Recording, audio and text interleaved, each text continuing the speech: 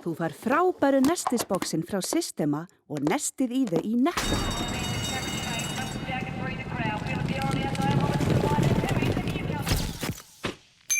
Netto, kræsingar og kosta kjör.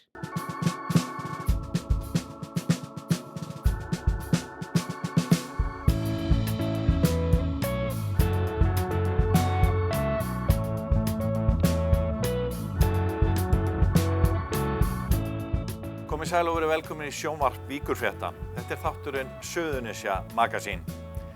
Í þætti vikunar förum við á æfingu með köfurum úr björgunarsveitinni Suðurnes. Kafarar sveitarinnar æfa reglulega og vilja hafa aðstæður sem erfiðastar. Við hittum einnig 5 ára stúlku í Vogum sem miðdepill í fjölmörgum smásögum sem nú hafa verið gefnar út í bók. Risastórt seglskip rak upp í fjöru við Hafnir sumarið 1881. Skipið var sannkallaður hvalreki fyrir íbúa Suðurnesja og við kynnumst því í þættinum. Við heyrum í jólastjörnum á Suðurnesjum og förum á önukvöld í Útskálakirkju í Garði þar sem menningin blómstraði. Þá segjum við ykkur helstu fréttir af Suðurnesjum en við byrjum í Skipsstrandi við Hafnir.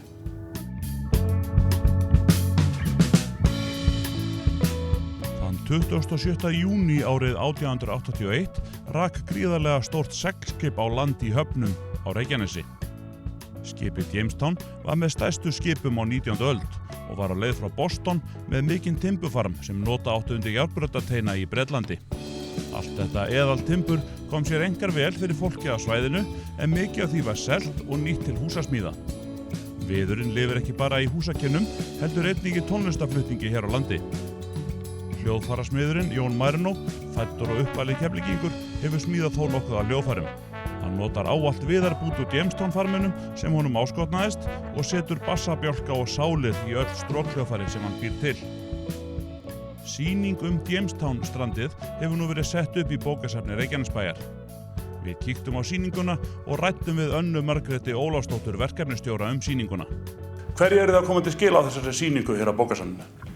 Herði, við ákveðum að opna þessa sýningu hérna í 8 stofunni sem opnaði á ljósanótt, þar sem við erum að safna efni af Suðurnesjunum bara á einn stað. Og það var bara ótrúlega vel við hæfi að opna sýningu þetta hér, fannst okkur. Sýningin semst stórt skip sem strandaði 1881 í Höfnum.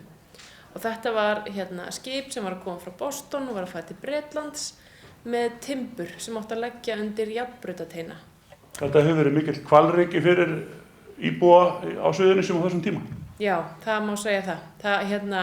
Húsakostur batnaði til muna af því að það voru byggð mörg hús úr þessu timbri og svo var timbri selt. Þannig að efnahagur hefur batnað líka í kjölfarið og maður getur leitt líkur á því að heilsa íbúana hafi líka batnað. Hvernig byggið upp þessa sýningu? Við bara byggjum hana á því litla sem til er. Það ekki mikið af heimildum til þessa sýningu, en það áhugahópur strandið sem var stofnað núna í september og þau eru búin að vera að veiða að sér efni, þannig að ég fekk aðgang á því og við ákveðum að búa til stór spjöld með texta og myndum og svo hann Tómas Knútsson, kafari með meiru, hann búin að sækja það sem fannst á hafsbotni og við fáum að sýna það og svo erum við með hljóðfæri sem hann Jón Marino að smíða úr. Þetta greinlega verið mjög gott timbur, það standa víða hús byggð úr þessu skipi. Já, þetta hefur verið alveg gífurlega gott timbur og einmitt eins og þú segir mikill hvalreki fyrir Suðurnesjamenn að komast í þetta. En það gaman að segja frá því að þetta timbur, af því það orðið svo óbúslega gamalt, þá leiðir það víbring mjög vel. Þannig að Jón Marino notar þetta í svokallaða sál og bassabjálka, sálir og bassabjálka í strengihljóðfæri, fiðlur og fleiri hljóðfæri sem hann smíðar. Og þannig að hljómurinn berst mjög vel. Hvað kemur þessi sýning til með að standa lengi? Við ætlum að hafa hana þangað til 17. mars 2017.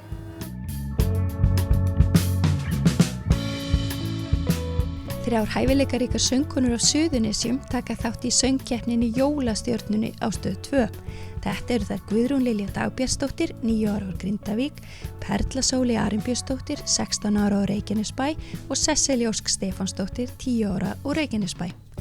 Tæplega 200 ungi söngvarar skráðu sig til leiks í keppnina í ár og voru 12 bestu valdir til að taka þátt í úrslitunum.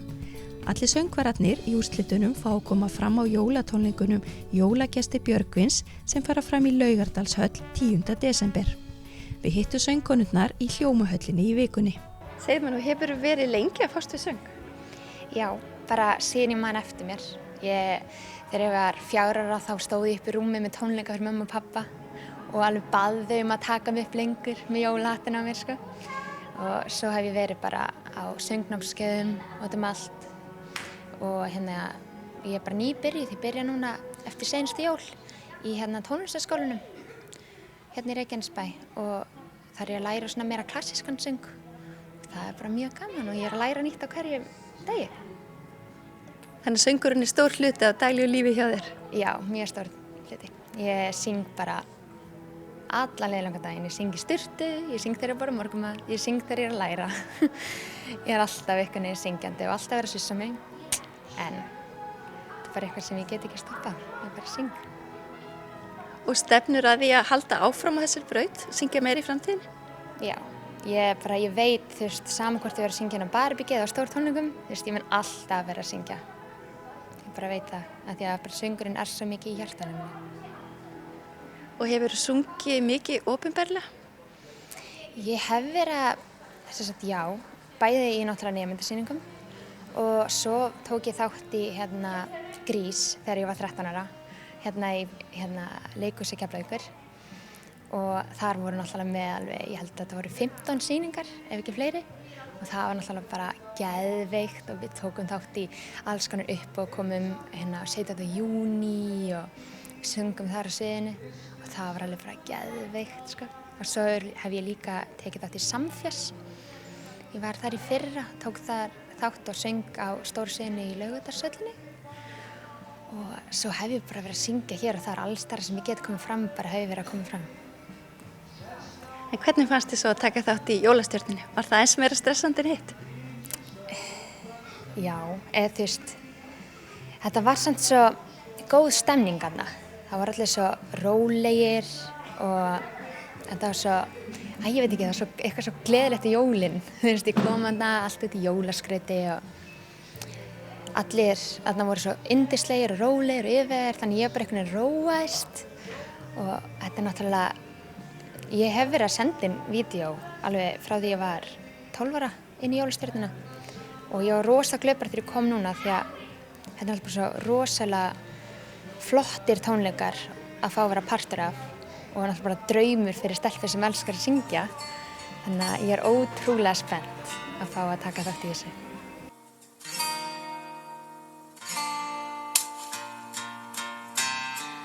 The storms are raging on the rolling sea and on the highway of regret.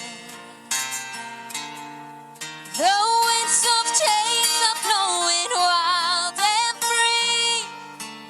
You ain't seen nothing like me yet. Ertu búin að vera að syngja mikið svona opinberlega fyrir annað fólk? Já. Og hvar syngur þú þá og með hverju? Ég syng oftast kannski á kaffihúsum eða eitthvað svona og með pabba mínum. Er hann þá að syngja líka? Já. Og hvaða lag finnst ykkur skemmtilegast að syngja saman þér og pabba þinn? Halleluja með Leonard Cohen. En hefur eitthvað verið að læra söng eða tónlist?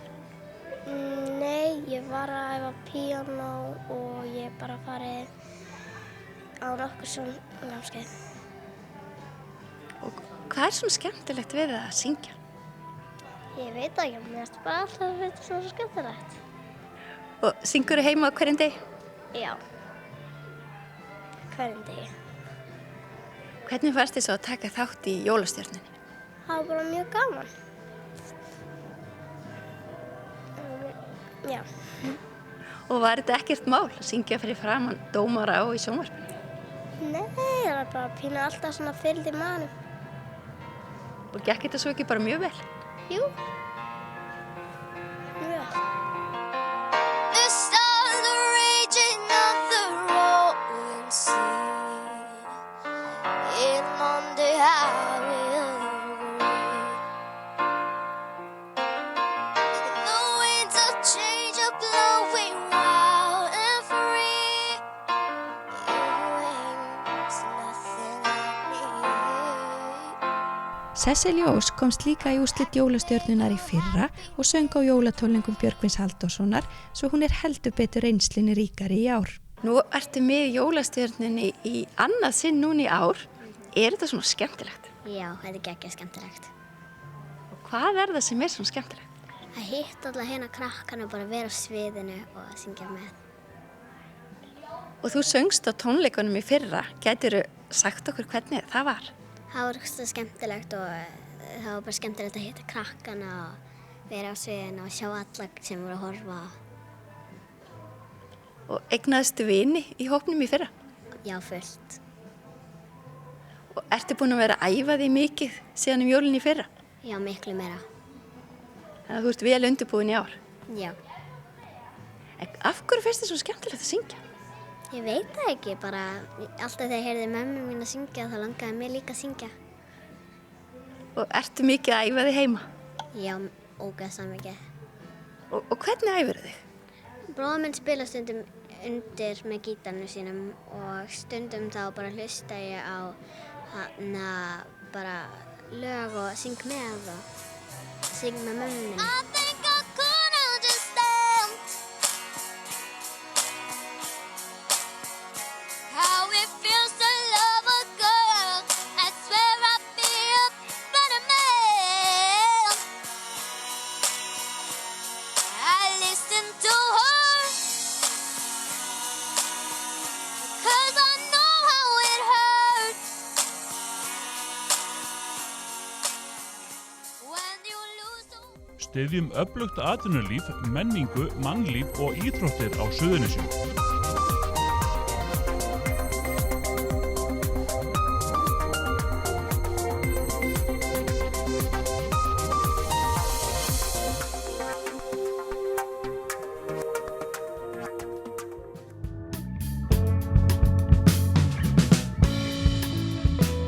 Útvarpsmaðurinn ástsæli Guðni Már Henningsson og Steina Elena, 5 ára dóttir hans, sendu á dögunum frá sér bókina Það er rafmagnslaust hjá Selnum.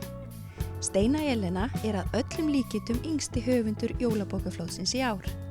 Bókin geymir samtöl þeirra feðgina lífið og tilveruna. Í henni að finna ýmsar hugleiðingar Steinu eins og til dæmis það hvað kóngar gera á daginn og hvort Andrés Önd hefði átt að vera stelpa. Fjölskyldan býr í Vogum og við hjá Suðurnesja Magasíni kíktum í heimsókn. Hvernig bók Það var rafmagnslaust hjá Selnum? Já, það hefur svona aðeins vafist fyrir mér hverslags bók þetta yrði í lokinu vegna þess að ég hafði ekki hugmynd það. Þetta eru sögur Steinu frá því hún var 2 ára og þetta nú alveg að vera 5 ára. En svo þetta líka sögur sem ég skrifaðar og ég alltaf pínulítið þarna með í sögunum. Þetta svona samtölun okkar og ég hugsa, ég veit ekki hvort að börn hafa gaman að þessu því að það var eldra fólk sem sýndi þessu mestan áhuga, sko. Þannig að ég vissi eiginlega ekkert hvað það var sem við vorum með í höndunum og það stóð aldrei til að gefa þetta út sem bók, aldrei nokkuð tímann.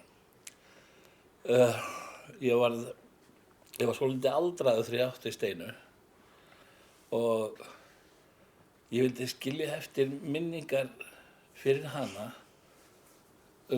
sig og pabba sinn. Og ég kunni ekkert annað ráð en að setja það bara inn í tölvuna og af því að tölvur geta nú bara klikkað og horfið næstu því að þá setti ég þetta inn á Facebook. Þá fór ég að fá þessi miklu sterku viðbrögð. Það var alltaf sko 100 og 200 like og ég veit ekki hvað að fara að gefa þetta út og svona, þá fór ég að velta þessi fyrir mig, hvað slags bók er þetta? Hver myndi að lesa þetta? Þetta eru eiginlega bara minningar. Og sko fyrst var þetta eins og ég sagði að hugsa að þess að Steina hefði eitthvað fyrir okkur, en síðan fór ég aðeins í annan útgangspunkt af því að hún svaraði svo skynsamlega og skemmtilega og ef það kom eitthvað óþægilegt inn í samræðunar, þá svissaði því strax yfir það sem við vorum að tala áður, sko. Og mér fannst þetta alveg svo skemmtilegt að við heldum þessu bara alltaf áfram. Steina vissi af því næstu í allan tíman við vorum að skrifa bók. Svo hafði, en eins og ég segi, það átti aldrei að gefa þetta út.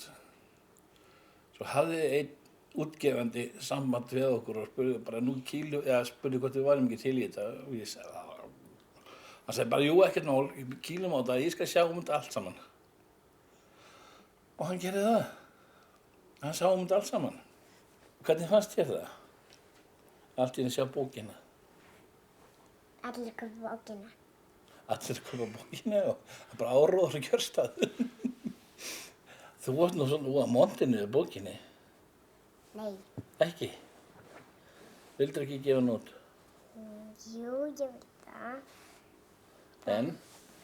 Bara mér langaði allir kaupa hana. Já, allir eigna svona bók. Þetta eru skemmtilega sögur. Hvað segir þú, Steina, áttu uppáhaldssögu? Uppáhaldssögun mín þessi. Hvað? Andri Sönd. Já, allar. Og líka snúðinn. Já. Svo hún orðin svo flink að hún skrifar orðið nafnið sitt inn í hjá sumum. Skrifa Steina. Og við náðum því að gefa bókinu út áður en hún yrði 5 ára. Og ég held að hún sé þar með yngsti rithöfundur landsins.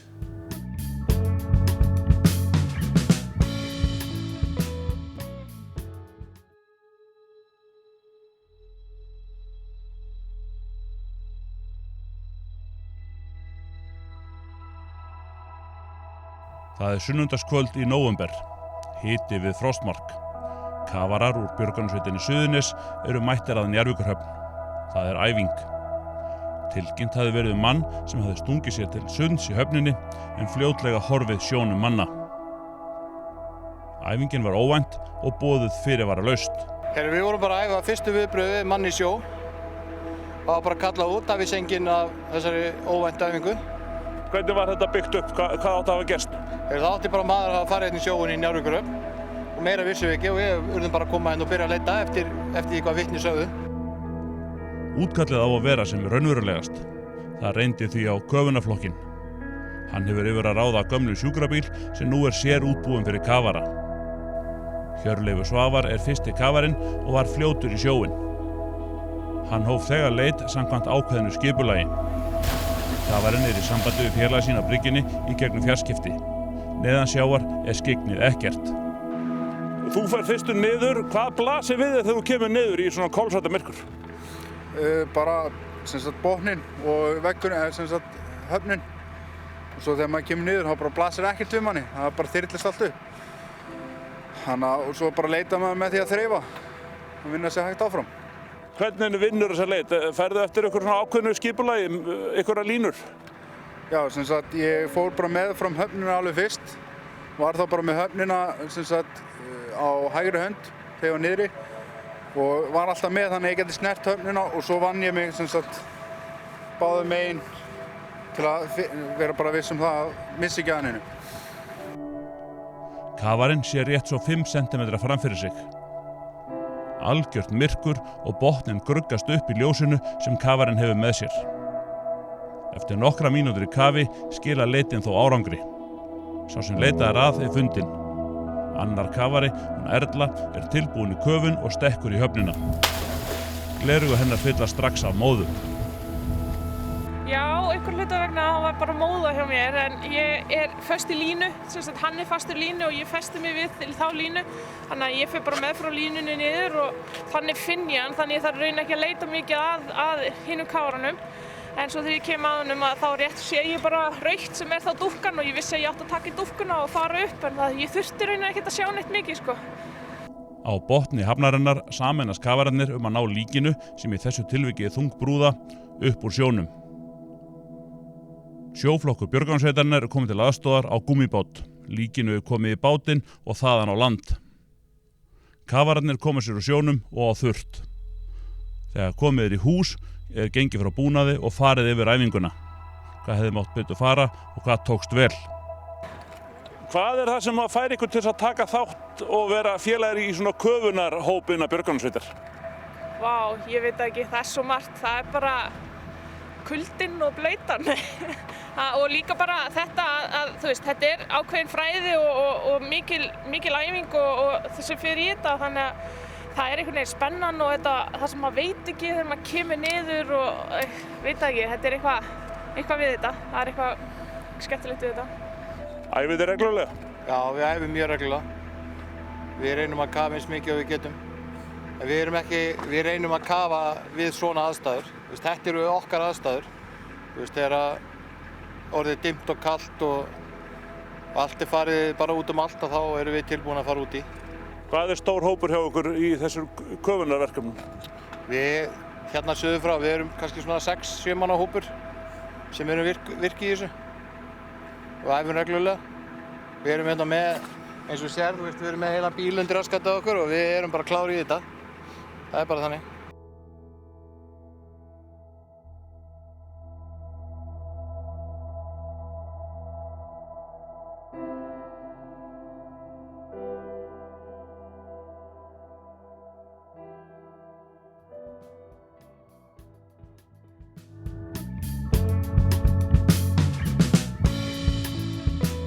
Það alltaf eitthvað að frétta hérna frá Suðurnesjum.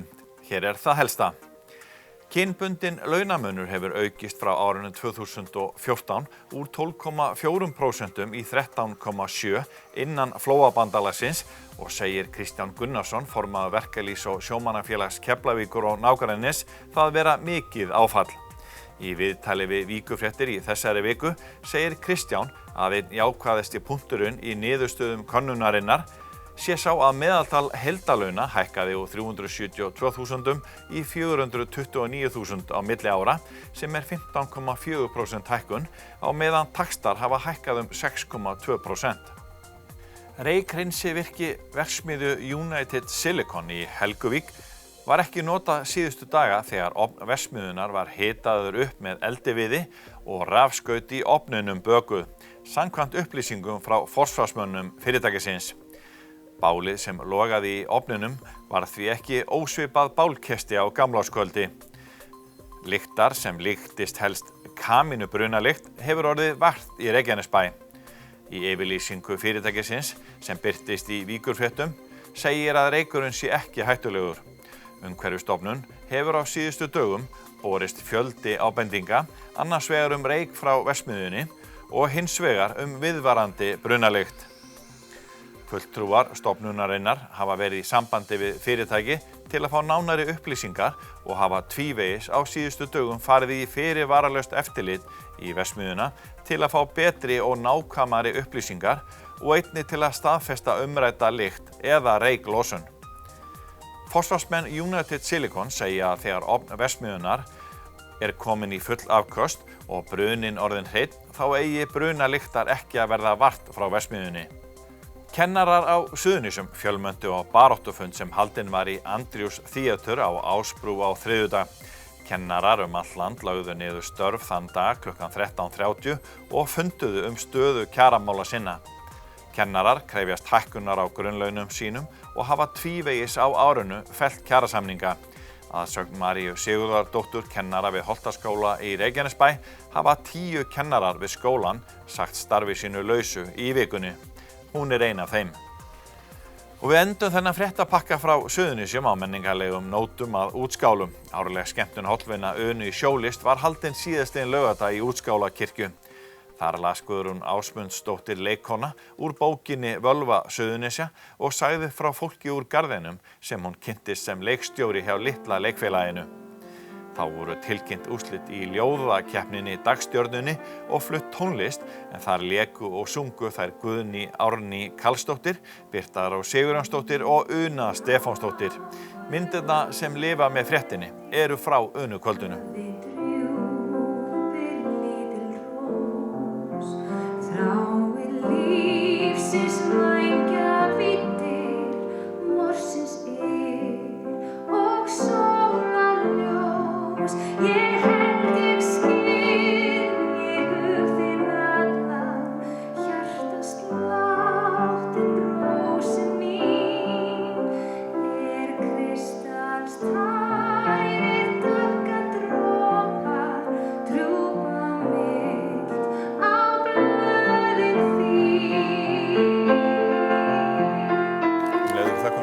Minnum við á aðra miðla vikufrétta, vikulegt fréttablað, sem á 37. ári, já, komið í sæl og blessu. Það kemur hér út alla 50 daga, en við erum líka öflug á vefnum. Vikufréttavefurinn vaff.is sýnir ykkur fréttir alla daga vikunar og sömuleiðis erum við með golffréttir á kylfingur.is. Við erum með þennan þátt alla 50 daga klukkan 21:30, en þennan þátt getið þið séð á hringbraut.is og sömuleiðis á vikufréttavefnum vaff.is. Við þökkum fyrir okkur, sjáumst á vikuliðinni, verið sæl.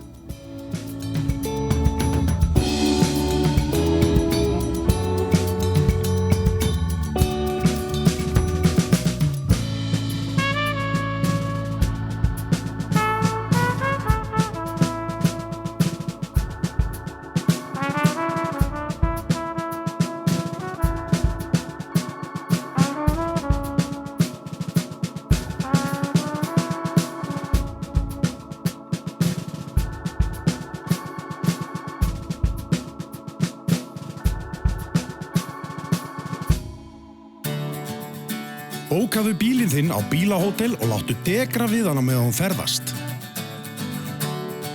Bílinn bíður þín svo tandurheill við heimkomu, beint fyrir utan. Bílahótel.is